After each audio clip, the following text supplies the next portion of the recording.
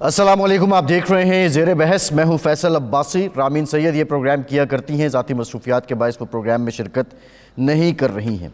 पाकिस्तान के वज़ीर इत्तलात अताउल्लाह तारड़ साहब ने यह कहा है कि सोशल मीडिया पर शुहदा की तौहीनावीज़ मुहिम के पीछे PTI की टीम है और किसी सूरत ऐसे लोगों को रियायत नहीं दी जाएगी और ये रियायत के मुस्तहिक नहीं हैं जो इस तरह की मुहिम चलाते हैं। और ये पहली बार नहीं हुआ है। इससे पहले जब लसबेला का हेलीकॉप्टर हादसा हुआ था उस वक्त भी PTI की तरफ से ये मुहिम चलाई गई थी और अब भी ये मुहिम चलाई जा रही है। दूसरी जानिब जो मुशीर इत्तलात KPK के हैं बैरिस्टर सैफ साहब, उन्होंने ये कहा है कि हमारी हुब्बुल वतनी में किसी शक की कोई गुंजाइश नहीं है। और ये भी उन्होंने कहा कि अता तारड़ जो हैं वो गैर मुहब्बे वतन शख्स हैं, बल्कि हम मुहब्बे वतन हैं। लेकिन अनफॉर्चुनेटली पाकिस्तान में और ये पिछले 1-1.5 साल में जिस रीत ने जन्म लिया है कि शुहदा जो हैं जब इस तरह का वाक़या पेश आ जाता है, वो लोग जो अजीम तरीन हैं, जो कौम के लिए अपनी जान कुर्बान करते हैं, उनसे मुतालिक जब इस तरह की मुहिम चलाई जाती है तो यकीनी तौर पे जो हकीकत में मुहिब्बुल वतन पाकिस्तानी हैं उनका दिल पसीज जाता है, उनको बहुत दुख पहुंचता है। लेकिन अता तारड़ साहब से मैं ये कहूँगा कि अगर ये डिटर्मन कर लिया है कि इसके पीछे कौन है तो इन लोगों को बिल्कुल रियायत नहीं देनी चाहिए और इनको कानून के कटारे में ज़रूर लाया जाए। इस पर कुछ मुफस्सल बात करेंगे। सेनेट का इलेक्शन है, कागजात नामजदगी जमा हो चुके हैं, तकरीबन अब वो जो फाइनलाइजेशन का मरला है वो हो रहा है स्क्रूटनी का। और इम्पॉर्टेंट बात यह है कि अगेन ये जो सेनेट इलेक्शन है कुछ तो चीज़ें तयशुदा हैं जिसमें ये समझ आ जाएगी पीपल्स पार्टी की कितनी नशिस्तें हैं, नून लीग की कितनी हैं, लेकिन MQM की इस वक्त इस इलेक्शन में अहमियत क्या है और उनकी मजबूरियां क्या हैं और इसमें उनको एक कलीदी हैसियत को हासिल है। आज के प्रोग्राम में इस पर कुछ मुफस्सल बात करेंगे। पाकिस्तान में जो रूल ऑफ लॉ है उसमें रुकावटें क्यों हैं, कानून की अमलदारी में रुकावटें क्या क्या हैं, इसमें किसका क्या क्या किरदार है। आज के प्रोग्राम में इस पर भी कुछ मुफस्सल गुफ्तगू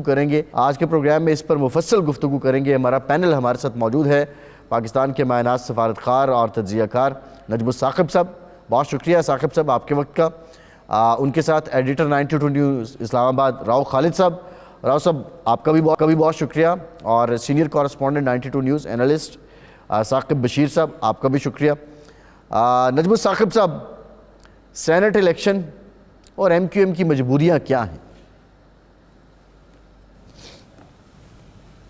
फैसल अब्बासी साहब, सबसे पहले तो आपका शुक्रिया, आपने हमारे साथ 3 दिन जो है वो रामीन सैयद साहिबा की गैर मौजूदगी में हमारा साथ दिया। आपका बहुत शुक्रिया और आपने बहुत अच्छा निभाया। Thank you sir, thank you. जेल से एक आवाज़ आती है कि ये जो सेनेट का इलेक्शन है ना, ये कोई फिक्स्ड मैच है। तो मैंने सोचा कि हमारे यहाँ जब मैच होते हैं ख़ासतौर पे सियासत में, तो उसमें शायद ही कोई ऐसा मैच हो जो कि फिक्स्ड ना हो।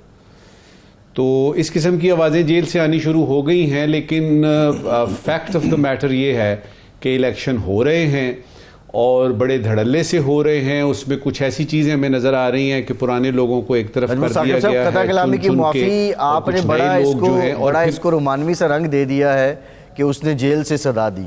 ये ऐसे लग रहा है कि कोई अफसाना बयान कर रहे हैं।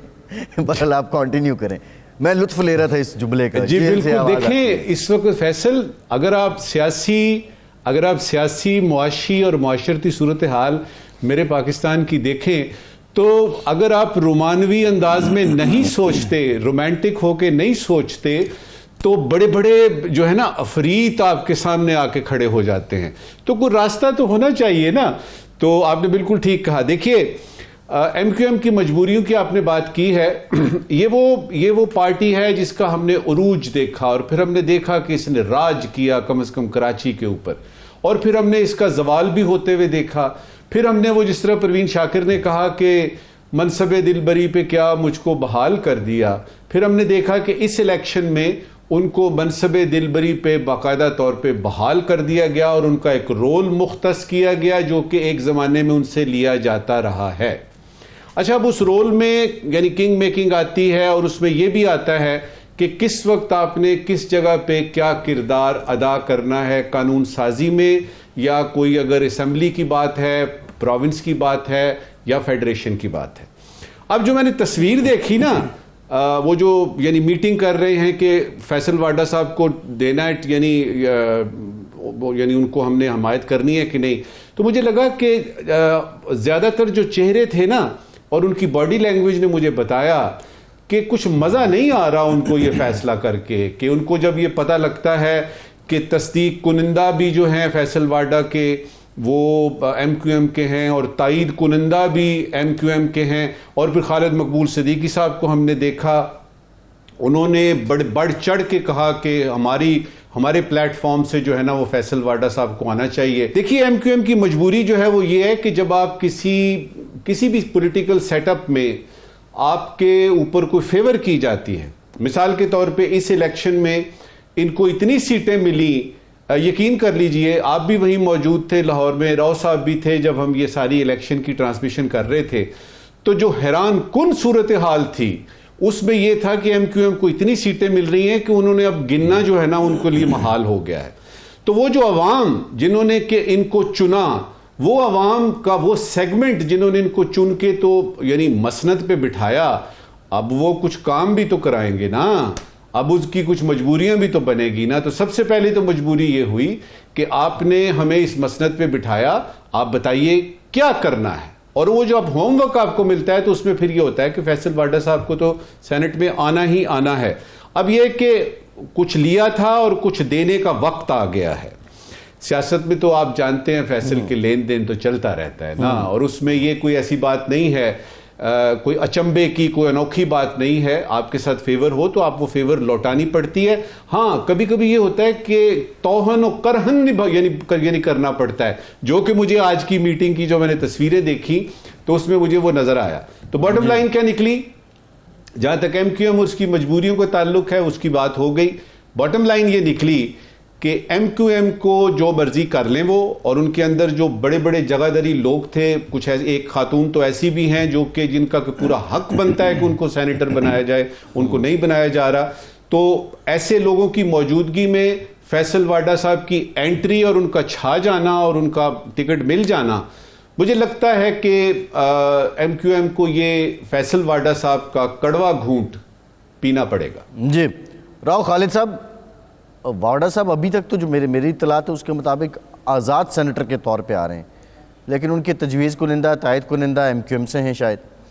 तो ज़रा ये MQM वाडा साहब वाली बात भी, फिर मोहसिन नकवी साहब भी हैं मैदान में, इस पे भी ज़रा गौर खोज कर लें कि वो कहाँ से कामयाब होंगे। काकड़ साहब भी आज़ाद हैसियत में अभी तक। तो ये जो सारा मंज़र आप देख रहे हैं, क्या राय है इसकी आप पे कि फैसल वाडा MQM की मजबूरी बन गए हैं या फैसल वाडा के लिए MQM मजबूरी बन गई है कि तायद कुनिंदा तजवीज़ कुनिंदा वहीं से लेना है? देखिए फैसल, ये जो आज़ादों का दौर है, आज़ाद छाए हुए हैं इस वक्त, कभी वो किसी सूरत में छाते हैं, कभी किसी सूरत में छाते हैं। मैं तो ये सियासी जमातों की जिस किस्म की वो अपने जस्टिफाई कर रही हैं अपने सारे एक्ट्स को, हुकूमत करने के, अपोजिशन में बैठने के, मुख्तलिफ पार्टियों में जाने के, आज़ाद ग्रुप को SIC बनाने में, और वो मैं बड़ा एंजॉय कर रहा हूँ इसको। ये अपनी इनकी मजबूरियाँ हैं, अपने अपने मसाइल हैं और उसकी जस्टिफिकेशन वो ऐसे देते हैं जैसे बड़ा उन्होंने सोच समझ के बड़ा ये कदम उठाया है और बड़ी सियासी सूझबूझ के साथ सारा कुछ कर रहे हैं। मसला ये हुआ है कि 88 में जब मोहतरमा बेनज़ीर भुट्टो बनी प्राइम मिनिस्टर और एक सियासी दौर दोबारा शुरू हुआ, तो पॉलिटिकल पार्टीज़ ने, हुकूमतों ने अपनी जो सियासी स्पेस थी वो गेन की, मुख्तलिफ तरीक़ों से गेन की। अगरचे 58-2 भी मौजूद थी, लेकिन स्टिल उन्होंने कोशिश करके, और फिर 97 में हमने देखा कि जो प्रेसिडेंट की पावर्स थी असेंबली डिज़ोल्व करने की वो ख़त्म कर दी गई, और उसके बाद ये फ्लोर क्रॉसिंग के ऊपर अमेंडमेंट्स हुई, मिनटों में हुई, और उसके बाद फिर हम देखते हैं 18वीं तरमीम आती है 2008 के पीपल्स पार्टी के दौर में, जब दोबारा आते हैं तो सारा, तो ये टाइम था जैसे जनरल ज़िया के बाद और जनरल मुशर्रफ के बाद ये पॉलिटिकल पार्टीज ने गेन करने की कोशिश की। लेकिन हम देखते हैं कि 2017 से तकरीबन जब नवाज शरीफ साहब को फारिग किया जाता है और सारा, तो वो पॉलिटिकल पार्टीज की स्पेस श्रिंक होना शुरू हो गई, पॉलिटिकल स्पेस उनकी श्रिंक होना शुरू हो गई। और जो ये 17 माह की हुकूमत, 16 माह की हुकूमत थी, उसमें पॉलिटिकल फोर्सेस ने अपनी जो कह लें कि सियासी स्पेस है उसको ऑलमोस्ट गिव अप कर दिया। ठीक है, अब जिस मरहले में हम हैं, अब ये लग रहा है पॉलिटिकल पार्टीज अपनी जो है ना सारी सियासत वो आउटसोर्स कर चुकी हैं या कर रही हैं।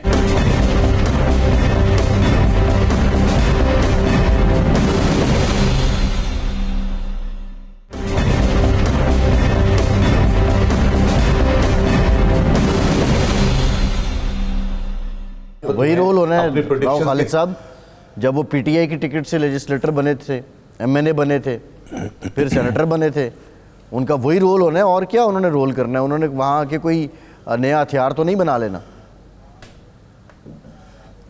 कानून साजी नहीं, करेंगे। वो देखो एक पॉलिटिकल पार्टी की तरफ से आए थे, वो तो पॉलिटिकल पार्टी का हिस्सा थे, उसका अपना दावेदार है, अभी तक वो दावेदार है अपनी स्ट्रगल के सारा कुछ, और अपने कायद अभी तक भी वो इमरान खान को मानते हैं, सिर्फ उनकी गलतियों की निशानदेही करते रहते हैं कि मेरी बात मान लेते तो ये हो जाता और मेरी बात मान लेते तो इस तरह हो जाता। अभी सिर्फ मुझे ये लग रहा है कि वो शेख रशीद सानी तो बन चुके हैं प्रेडिक्शंस के हवाले से और गुफ्तगू के हवाले से। अब वो अंदर बैठ के, सेनेट के अंदर बैठ के वो शामिल वाजा होंगे या कोई अलहदा से अपना कोई नुक्ता नज़र उस पर रखेंगे, ये बुनियादी तौर पर। हाँ, ये बात आपकी ठीक है, लेकिन करना उन्होंने कानून साजी में ही अपना जो है वो अमल दखल उनका होना है, वही उनका इख्तियार होना है।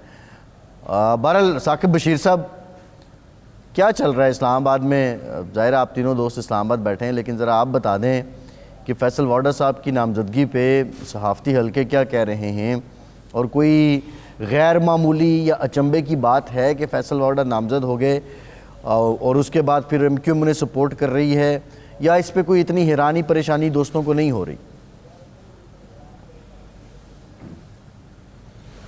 नहीं, आज़ाद हसीयत में जब वो आ रहे हैं, हैरानी परेशानी तो नहीं है, हैरानी बहरहाल है ही कि आज़ाद हसीयत में वो आ रहे हैं, किसी पॉलिटिकल पार्टी की तरफ से डायरेक्ट नहीं आ रहे। फिर वहाँ पे जो तायद के कुनिंदगान जो हैं और तजवीज़ कुनिंदगान वो एमकेएम से थे। ये भी बताया गया है कि वहाँ एक और पॉलिटिकल पार्टी की ये फॉर्म जो है वो नामजदगी फॉर्म उनके लिए वो ले कर आए थे, एक एक्सेप्ट ना हो गए तो दूसरे वो जमा करवा देंगे। फिर जो फैसल वाडा साहब हैं, ये यकीनी तौर पर इनकी जो पेशन गोइयाँ, आप इसको अगर नाम दे लें तो मेरे ख्याल में ज़्यादा बेहतर रहेगा। इन्होंने सबसे पहले ये पेशन गोई की थी कि जो बल्ले के निशान है ये बैलेट पेपर पे नहीं होगा। ये इलेक्शन से 6-8 महीने पहले इनकी पेशन गोई थी, यकीनी तौर पर वो जो है वो दुरुस्त साबित हुई। इससे पहले जब ये पीटीआई की गवर्नमेंट में थे फैसल वाडा साहब, तो उस वक्त भी ये हॉट वाटर्स में इस तरह थे कि पहले दिन से इनके खिलाफ इनकी नाअहली के लिए कि इनकी दोहरी शरीयत थी, तो वो 3 साल ये के चलता रहा, केस चलता रहा, तकरीबन 3.25 साल। पहले सिंध हाई कोर्ट, फिर इस्लामाबाद हाई कोर्ट, फिर सुप्रीम कोर्ट गया, फिर उन्होंने एक निशेष छोड़ी, फिर सेनेटर जो है वो बने। तो इस तरह ये जो है वो मामला चलता रहा। तो इस वक्त एमकेएम जो है वो वहाँ पे एमकेएम भी और पीपल्स पार्टी के भी कुछ वोट पड़ेंगे, क्योंकि कुछ वोट्स ऐसे होंगे जो इन दोनों पॉलिटिकल पार्टीज के एक्स्ट्रा हो जाएंगे। तो वो एडजस्टमेंट ऐसी की जा रही है कि वोट जो है वो फैसल वाडा साहब को पड़ेंगे, और फैसल वाडा साहब डेफिनेटली जो है वो सेनेटर तो बनना ही है उन्होंने। और फैसल वाडा साहब ने एक और बात भी इलेक्शन के बाद की थी कि ये फॉर्म 45-47 वाला जब मामला आया था तो उस वक्त भी उनकी ये पेशन गोई थी कि ये अब जो है वो जो भी लोग फिर रहे हैं फॉर्म 45 लेकर, ये अब इन पे जो है वो कुछ चीज़ें रख के जो है वो खाएं, पकौड़े रख के खाएं, तो ये अब चलेगा, सिस्टम आगे चलेगा। वैसे सिस्टम पीछे जो है वो नहीं होगा। साकिब, आप इसके अलावा अगर एमकेएम के अंदरूनी निकालें, अभी तो वो शेख रशीद साहब के साथ उनकी मिसाल दे दी है राव साहब ने, लेकिन तनासुब निकालें तो आप नहीं समझते कि वाडा साहब की पेशन गोइयाँ जो दुरुस्त साबित हुई उनकी तादाद खासी बेहतर है, कदरे बेहतर है। शेख साहब की तो कई हज़ारों में एक भी दुरुस्त साबित होती नज़र नहीं आती थी। इनके नजूमी और जो टेरो कार्ड रीडर हैं अपने हैं, शेख रशीद साहब के साथ वो नहीं थे। मेरा ये ख्याल है कि कदरे बेहतर की बजाय अगर आप कहें कि बहुत बेहतर है, जी। उनकी आलमोस्ट जो पेशन गोइयाँ हैं फैसल वाडा साहब की, वो दुरुस्त साबित होती रही हैं। ये जब इमरान खान साहब का इक़्तिदार जा रहा था तब से लेकर अब तक अगर आप एनालिसिस करें तो फैसल वाडा साहब की बात को हमेशा जो है वज़न दिया जाता है और उसको देखा जाता है कि ये जो बात कर रहे हैं यकीनी तौर पर इसका कोई बैकग्राउंड है। एमकेएम की जो अंदरूनी जो बात की जा रही थी, एमकेएम में इस दफ़ा हुआ ये है कि जो नेशनल असम्बली की सीट्स हैं, एक तो जो बात थी कि एमकेएम इनके साथ जा रही है या एमकेएम को कहा गया या कल एमकेएम पीछे हो सकती है। मेरा ये ख्याल है कि एमकेएम के जो कराची में हल्के हैं वहाँ पे भी फॉर्म 45, 47 के मामलात मौजूद हैं। जो है वो इस हवाले से मेरा ख्याल में चीज़ें आगे लेकर नहीं चलेगा, उसके हल्के खुल भी सकते हैं। जिस तरह लाहौर का हल्का NA 130 है, उसका एक थ्रेट बहरहाल मौजूद रहेगा, इसी तरह कराची में भी ये चीज़ें मौजूद हैं। इसलिए मेरा नहीं ख्याल कि एमकेएम कोई ज़्यादा रिलेक्टेंट होगी इन मामलात में। फिर एमकेएम पाकिस्तान जो थी और उसके बाद जो मुस्तफा कमाल साहब की जो पार्टी उनमें जम हुई, उसमें दिलचस्प मामला ये हुआ है, जो फिगर्स मैंने निकाले हैं अभी, कि वहाँ पे तकरीबन 70-75% वो लोग जीते हैं जो मुस्तफ़ा कमाल साहब के साथ आए थे, जम हो गए। और जो एमकेएम पाकिस्तान थी उनमें से कम लोग जो है वो जीते हैं, वो नेशनल असम्बली में हो या कौमी असम्बली में हो। तो वो भी एक दिलचस्प जो है वो मामला हुआ है एमकेएम के हवाले से। अच्छा, एमकेएम के हवाले से एक और जो चीज़ है वो है फ़रोग नसीम साहब। डॉक्टर फ़रोग नसीम एक बड़ा जो है वो किरदार रहा है, पिछले 6 साल हमने देखा कि उनका बड़ा रोल रहा है, ख़ास तौर पर जब जो PTI की गवर्नमेंट थी, वज़ीर कानून थे, रेफरेंसेस दायर होने की बारी आई, एक्सटेंशंस की बारी आई, वो बड़ा मेजर रोल था उनका हर मामले में। फिर जब PTI की गवर्नमेंट गई तो वो अलग भी हो गए, लेकिन इस दफ़ा वो सेनेटर नहीं, उनका नामजदगी फॉर्म जमा नहीं हुए, वो जो है वो अलग होंगे इस सारे सिनेरियो से। तो ये एमकेएम के वाले से ये भी एक दिलचस्प पहलू है। अच्छा, एक और मैं ऐड कर दूँ, अगरचे सिर्फ एक चीज़ कि एक और किरदार हैं, वहाब बलोच एडवोकेट साहब हैं कराची से। ये 2018 में इन्होंने जो ये PTI के जनरल सीट के कैंडिडेट हैं वहाँ से, कराची से। तो इन्होंने 2018 में जो इमरान खान साहब हैं उनके खिलाफ नाअहली की जो पिटीशन इस्लामाबाद हाई कोर्ट में आई थी, उसको वो तकरीबन साल 1.5 साल जो है वो उसकी पैरवी करते रहे। उस वक्त ये साबिक चीफ जस्टिस इफ्तिखार मोहम्मद चौधरी साहब की पार्टी से थे। तो ये भी एक इंटरेस्टिंग फैक्ट आया है कि इस दफ़ा वो PTI के उस पर जनरल सीट अगर से जीतनी उन्होंने नहीं है, लेकिन वो उनके नामजदगी फॉर्म उन्होंने जमा करवाए हैं कराची जी। अच्छा, साकिब साहब, नजमुल साकिब साहब, आप कुछ पेशीन गोई पे मेरा ख्याल ऐड करना चाह रहे थे, फरमाइए। जी, आपने बिल्कुल ठीक, मैंने वो इस तरह करके तो उसमें ये बातें जो भी हो रही है राव साहब ने और साकिब ने जो आपने पेशन गोइयों की है ना, देखिए इसमें उसूल बताना चाहता हूँ। एक उसूल है उस देव का जो कि हम बचपन में कहानियों में पढ़ते थे कि वो देव को बार बार मारते थे लेकिन वो फिर से जिंदा हो जाता था, क्योंकि उसकी जान जो असल में जो है वो एक तोते में होती थी। तो याद रहे कि वो तोता जो है वो कहीं मौजूद है जहाँ पे इनकी जान है। और दूसरी बात ये कि इस तरह की पेशन गोइयाँ करना कि आदमी बिल्कुल इस तरह करके के ठोक बजा के वो चीज़ साबित हो जाए, तो इसका मतलब होता है जो चिड़िया इनको बताती है वो ज़रा सोच समझ के बताती है और टाइमिंग बड़े ज़रूरी है। तो आप इनको लाइटली ना लें और इस देव के तोते की और उसके बाद उस चिड़िया की जो उनको वो खबर पहुंचाती है, उसकी मजबूती और उसकी जो इसका इस्तेहकाम है उसकी तरफ सही तवज्जो दिलाना चाहता था। एक वक्फा लेते हैं और वक्फे के बाद बात करेंगे पाकिस्तान में जो कवानीन की अमलदारी है उसमें रुकावटें क्या हैं, रूल ऑफ लॉ में रुकावटें क्या हैं। ब्रेक के बाद बात करते हैं, हमारे साथ रहिए।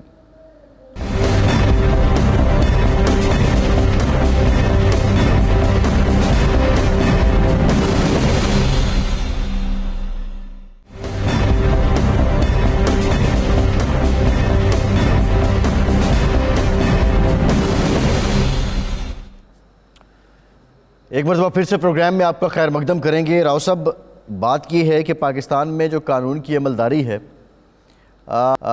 उस पर हम ये देखते हैं कि उसका ग्रेड, उसका इंडेक्स हमें नीचे जाता नज़र आता है।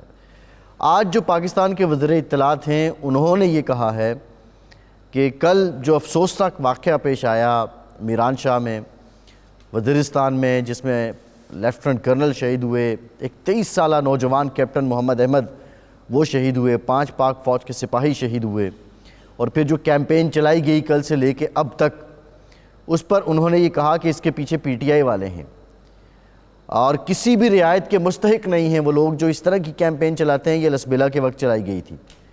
सवाल ये है कि अगर ये लोग रियायत के मुस्तहिक नहीं हैं तो पाकिस्तान का कानून कहता क्या है, कानून है क्या, इनको पकड़ा कैसे जाए, इनकी सजा का फैसला कैसे हो सकता है?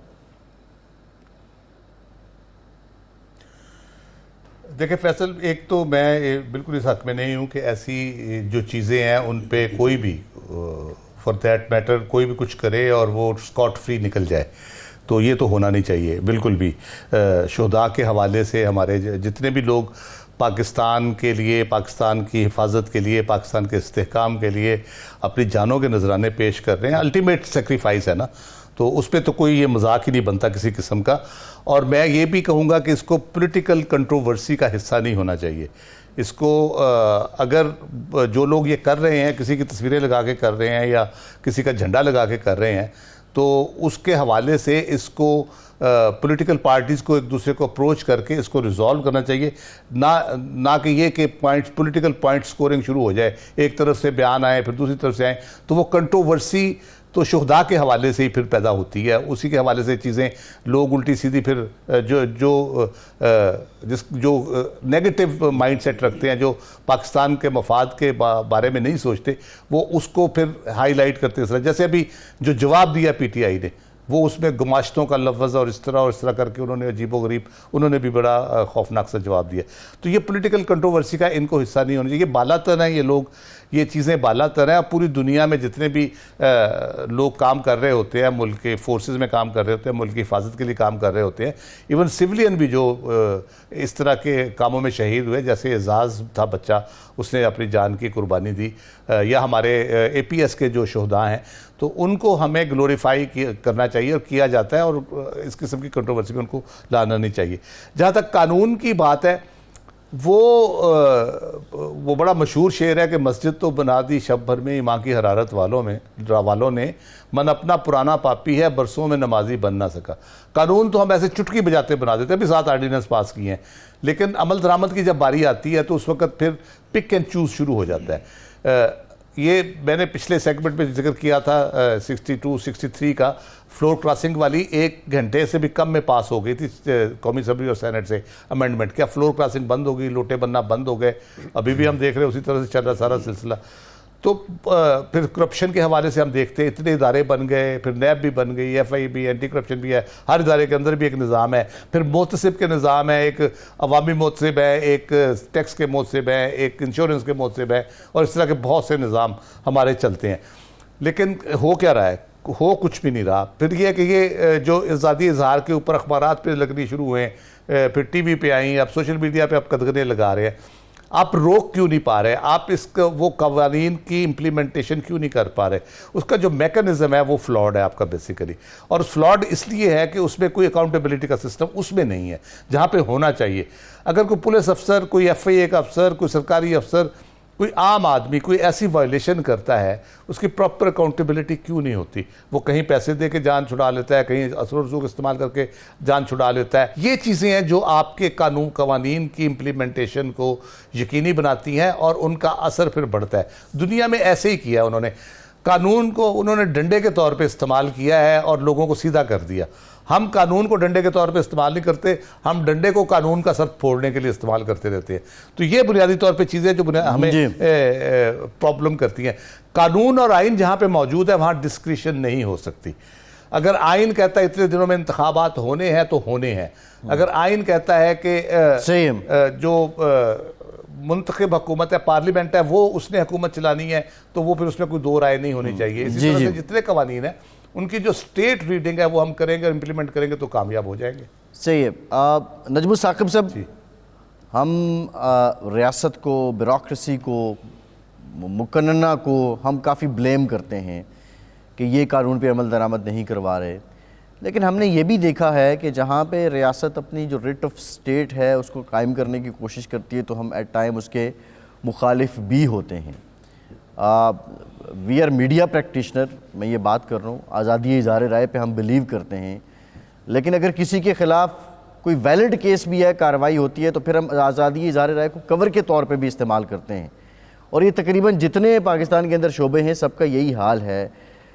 बुनियादी वजह क्या है कानून की अमलदारी में रुकावट की आपकी नज़र में? सबसे पहली बात ये है फैसल के जब आज का रूए ज़मीन में जब हम रिकॉर्डेड हिस्ट्री देखते हैं ना कानून की, तो सबसे पहला कानून जो हमारे सामने आता है वो हम्मुराबी नाम के एक शख्स ने दिया।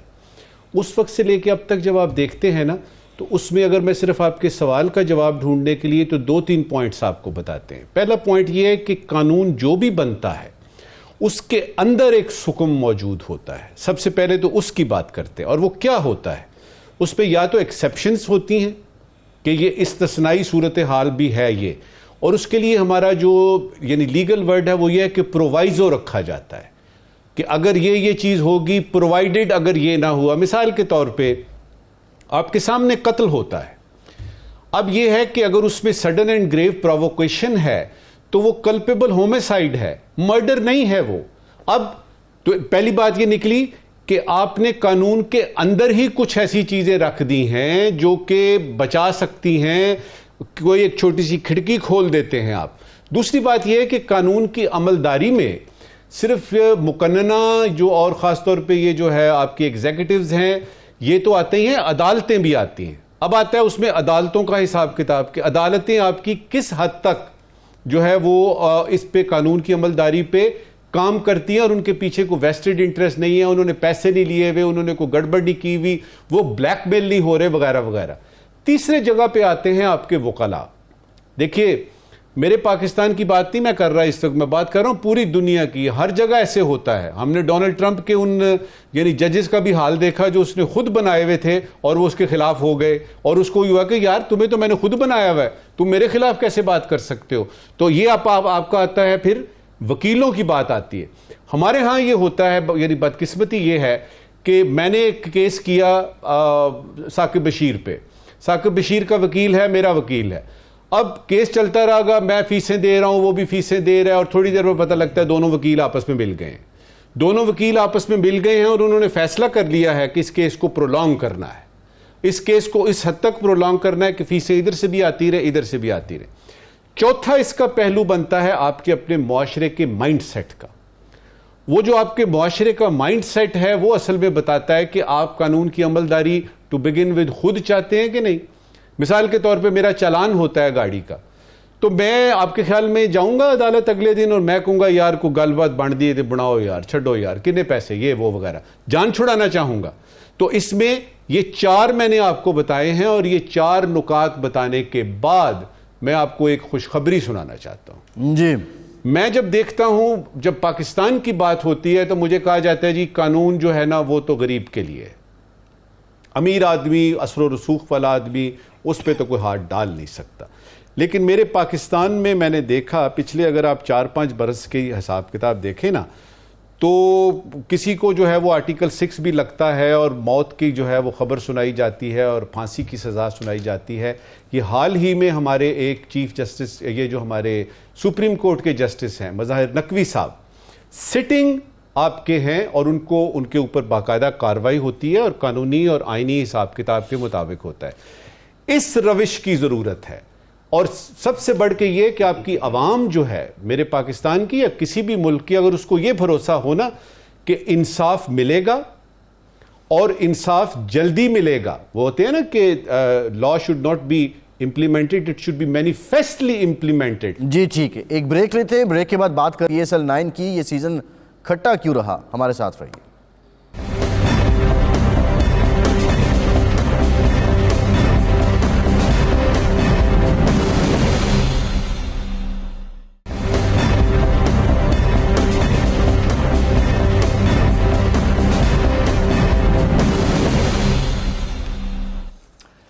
ब्रेक के बाद एक बार फिर से आपको खुशामदीद कहेंगे। PSL 9 इस्लामाबाद यूनाइटेड और मुल्तान सुल्तान्स फाइनल में टकराएंगे, और सनसनीखेज़ मुकाबले तो ज़रूर हुए हैं, लेकिन जिस मेराज पे PSL ये पहुंच चुका था, ये टूर्नामेंट, इस बार पर्सनली हम ये फील करते हैं कि ये कुछ वैसा नहीं रहा। जो स्टैंडर्ड है वो कुछ नीचे आया है। ऐसा क्यों हुआ है? नजमुल साकिब साहब, आप भी क्रिकेट शायकीन हैं, बड़े गौर से आप देखते हैं, बड़ा शौक़ रखते हैं क्रिकेट देखने का, और ये जो सीज़न चल रहा है, अब इसका फ़ाइनल बाकी है, इसके बारे में आपकी राय क्या है? कि आप मुत्तफिक हैं कि ये कुछ खट्टा ज़्यादा रहा है, इतना मीठा नहीं रहा, और अगर ऐसा है तो उसकी रीज़न क्या है? देखिए, मैं किसी हद तक आपकी इस बात से, स्टेटमेंट से इत्तेफाक करता हूँ। उसकी वजह ये रही कि तमाशाई जब कराची के स्टेडियम में नहीं आए, नेशनल स्टेडियम में, तो उसमें कुछ यानी माह रमज़ान की भी बात है, लोगों ने रोज़ा खोलना है, और फिर ये 9 बजे का जो वक्त रखा है, इसमें बहुत सारे लोग हमारे ऐसे हैं जो कि 12 बजे तक या 1 बजे तक घर से बाहर नहीं रहना चाहते, कराची के हालात वगैरह। तो कुछ इसमें सर्कमस्टेंशियल चीज़ें हैं, लेकिन मुझे जो इसमें से पॉजिटिव चीज़ें नज़र आई हैं, मैं वो क्विकली आपको बताना चाहूँगा। हमारे इस सेगमेंट का टाइम भी मुख्तसर होता है। देखिए, सबसे पहले तो इस PSL ने मुझे कुछ देर के लिए ही सही तो इन तमाम सियासी मसाइल से दूर रखा। मुझे नहीं याद रहा कि कौन से इलेक्शन हुए, धांधली हुई कि नहीं हुई, और उसमें कितनी मईशत के मसले हैं। मैंने आराम सुकून से बैठ के बॉल बाय बॉल हर एक मैच देखा। तो सबसे पहले तो उसकी अफादियत यहाँ पे। फिर यह कि जब हम देखते हैं कि किसी टूर्नामेंट में से आपने निकाला क्या, तो मैं आपको और आपके लाखों देखने वालों को ये बताऊं कि अपने तौर पे मैंने पाकिस्तान की टीम में, जो पाकिस्तान की 11 है, उसमें कुछ 2-3 चेहरे वापस आते हुए देखे, और एक नया चेहरा जो है वो उसमें पक्का आते हुए देखा। और मुझे लग रहा है कि जो हमारा T20 का वर्ल्ड कप होगा उसमें इन लोगों की हो। इसके अलावा 3-4 बातें और भी हैं, क्विकली बताता हूं आपको। सबसे पहले, उस्मान खान ने साबित किया कि उसकी जगह टीम में पहले भी बनती थी, अब भी बनती है, उसको तो आप रख लेना, मिडिल ऑर्डर आपका ठीक हो जाएगा। इमाद वसीम ने अपने साथ हुई सारी नाइंसाफ़ी का जवाब कल रात को दिया है, और इससे पहले वाले मैच को दिया है, और उसकी जगह अभी भी बनती है। उसको ज़रा गौर से दोबारा देखिए। हैदर अली ने बताया कि ठीक है पहले नहीं हो सका, लेकिन यह है कि एक दफ़ा दोबारा से मुझे ज़रा मुहद्दबत से में रख के ना, तो एक दफ़ा दोबारा से देखें, मुझे हो सकता है कि मेरी कहीं पे 7वें 6ठे नंबर पे जगह शायद बन जाए। शादाब खान ने बताया कि वो बॉलिंग ऑलराउंडर नहीं है, अब वो सिर्फ एक बैट्समैन रह गए हैं। तो ये बड़ा मुश्किल फैसला होगा टीम बनाने वालों के लिए, जो पाकिस्तान की बना रहे हैं, कि वो उसको किस जगह पे प्लेस करेंगे। जहां तक अब्दुल रज़ाक की बात है, अभी तक आपको वो नहीं मिला। रिजवान, ये क्विकली 2-3 बातें और हैं। रिजवान ने बताया है कि कप्तान का हकदार वो हैं। लाहौर कलंदर्स ने और ख़ास तौर पे आकिब जावेद साहब को ये मैसेज दिया है कि सारा कुछ किस्मत पे नहीं छोड़ते, कुछ ना कुछ तो होगा। ये उरूज से इतना जवाल, आखिरी आपकी टीम है, तो कुछ ड्राइंग बोर्ड पे जाना पड़ेगा। आखिरी 2 पॉइंट, कराची किंग को जो है ना, वो कोई कप्तान के अलावा और भी चेंजेस करने हैं, और ये ज़रूरी नहीं है कि एक बैट्समैन जो है अच्छी अंग्रेज़ी बोल सकता है तो वो टूर्नामेंट भी आपको जितवाएगा। आखिरी बात, पाकिस्तान को एक अच्छे कोच की ज़रूरत है, और शेन वॉटसन ने इनकार करके तो वो जगह खाली कर दी है। कोई अच्छा सा पाकिस्तानी जो है ना वो कोच होना चाहिए। न्यूजीलैंड की टीम आ रही है जनाब अली जी, सही है, और उसका राव साहब कर रहे हैं, और मुझे नजर आ रहा है कि पाकिस्तान मैं नजमुल साकिब साहब, राव साहब खासे बेताब हैं इस पे तबसरा करने के लिए, क्योंकि ये भी बहुत बड़े क्रिकेट के शौकीन हैं, शायक हैं। राव साहब, आप क्या समझते हैं कि कैसा रहा ये सीज़न PSL 9? एक तो सबसे पहले तो इसके पुरअमन निकात पे हमें खुश होना चाहिए। हमारे सिक्योरिटी इदारे जो हैं उन्होंने बहुत अच्छा रोल प्ले किया। इसको बड़े अच्छे तरीके से, आसान तरीके से हुआ। जिस किस्म की इन्वायरमेंट बनी हुई है उसमें मेरा ख्याल है कि बहुत उनको क्रेडिट जाता है कि उन्होंने सारा किया। और शायकीन का मसला रहा, पिंडी और लाहौर वालों को सलाम, बड़ा उन्होंने भरपूर हिस्सा लिया। और कराची के पाकिस्तानियों से बड़ा शिकवा है कि 3 करोड़ की आबादी में से 30,000 लोग भी नहीं आते थे, तो 3,000 ही आ जाते, चले 30 नहीं आते, तो वो रहा, तो वो उसकी वजह से भी थोड़ा डल हुआ।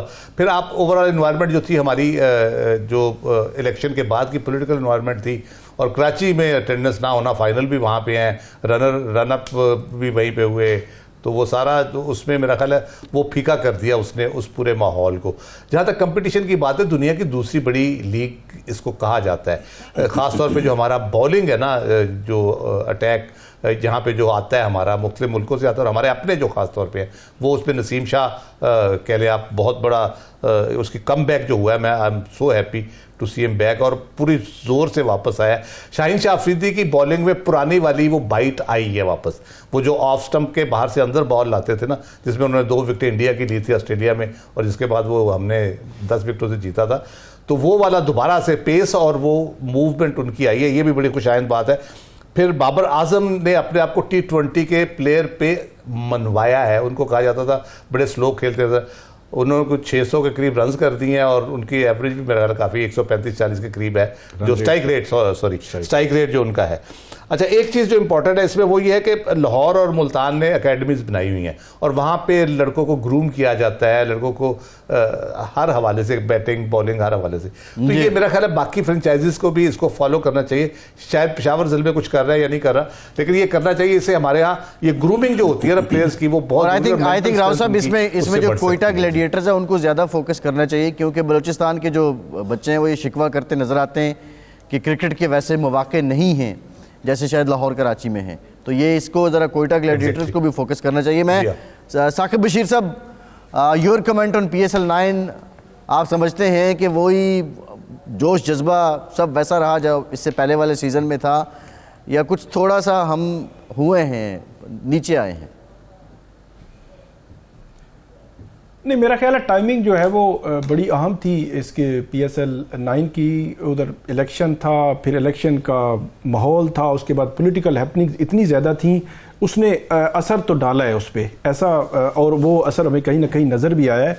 एक तो ये था कि जो PSL का नेक्स्ट जो है वो टाइमिंग है, उसको देखकर फिर एक और बड़ी अहम बात ये है कि जो वर्ल्ड क्लास प्लेयर्स थे, बड़े नाम थे, वो नहीं आए। मतलब जो दूसरी टीमों से क्रिस गेल हैं, AB डिविलियर्स हैं, ये बड़े नाम हैं, ये हमें जो है वो नज़र नहीं आए, या इन जैसे जो है वो होना चाहिए था। वो उसकी भी वजूहात कुछ ऐसी हैं कि दुनिया भर में ये जो बड़े प्लेयर होते हैं इनका एक शेड्यूल पूरे साल का तय हो जाता है। तो अगर 1 या 2 मंथ पहले आप PSL का वो टाइम जो है वो एडजस्ट करें, अनाउंस करें शेड्यूल, तो वो भी इफेक्ट होता है। फिर एक और जो चीज़ है वो यही था कि जो पॉलिटिकल हैपनिंग्स की वजह से वो उस तरह का सोशल मीडिया जो मार्केटिंग थी PSL की, मेरा ख्याल में वो उस तरह नहीं हुई। एक और बात यह है कि जो चेयरमैन है PCB, वो 13 माह में 3 जो चेयरमैन तब्दील हुए हैं। इसके अलावा एक और जो आखिरी पॉइंट है मेरा, वो ये है कि जो अरबाब नियाज क्रिकेट स्टेडियम है, बुकटी क्रिकेट स्टेडियम वहाँ पे कोयटा में, अगरचे सिक्योरिटी के इश्यूज़ की वजह से उनको नहीं इंक्लूड किया गया, ये जो है वो PCB को यकीनी तौर पर ज़रूर देखना चाहिए कि अगर पेशावर की टीम है तो वो पेशावर में भी उसको खेलना चाहिए। नेक्स्ट टाइम इसको ज़रूर कंसिडर कर रहे थे, लेकिन उनको नहीं इस दफ़ा हो सका। नेक्स्ट टाइम या बलूचिस्तान अगर कोयटा में हो सकता है, मुमकिन है, तो वो उनको करना चाहिए। लेकिन ओवरऑल अगर देखा जाए तो यकीनी तौर पर सिक्योरिटी इदारों को इसका जो पुरअमन इनेकाद है वो पाकिस्तान में क्रिकेट के फ़रोग के लिए वो बड़ा एक पॉजिटिव एक मैसेज भरल गया है। जी एग्जैक्टली। नजमुल साकिब साहब, ज़रूरी गैर ज़रूरी? जनाब अली, वज़ीर आज़म शहबाज शरीफ ने मईशत की बहाली के लिए बहुत सारे इकदाम करने की बात की है। दाखिला पॉलिसी के बारे में उन्होंने बहुत सारे फैसले करने की बात की है। ज़रूरी सवाल ये है कि खारजा पॉलिसी के बारे में भी कोई लाहा अमल आएगा कि नहीं आएगा? गैर ज़रूरी सवाल आज का, एमनेस्टी इंटरनेशनल ने हुकूमत पाकिस्तान से अपील की है। एमनेस्टी इंटरनेशनल ने हुकूमत पाकिस्तान से अपील की है कि X जो कि फॉर्मर ट्विटर है उसको बहाल किया जाए। तो गैर ज़रूरी सवाल ये है कि क्या एमनेस्टी इंटरनेशनल अमेरिका से भी इसी तरह की अपील करेगी कि उन्होंने जो टिकटॉक पे पाबंदी लगाई है उसको भी दूर किया जाए? क्या ऐसा होगा कि नहीं? जी ठीक, बिल्कुल ठीक। बहुत शुक्रिया नजमुल साकिब आपके वक्त का। राव खालिद साहब, साकिब बशीर साहब, आज के प्रोग्राम से इतना ही। फैसल अब्बासी को इजाज़त दीजिए।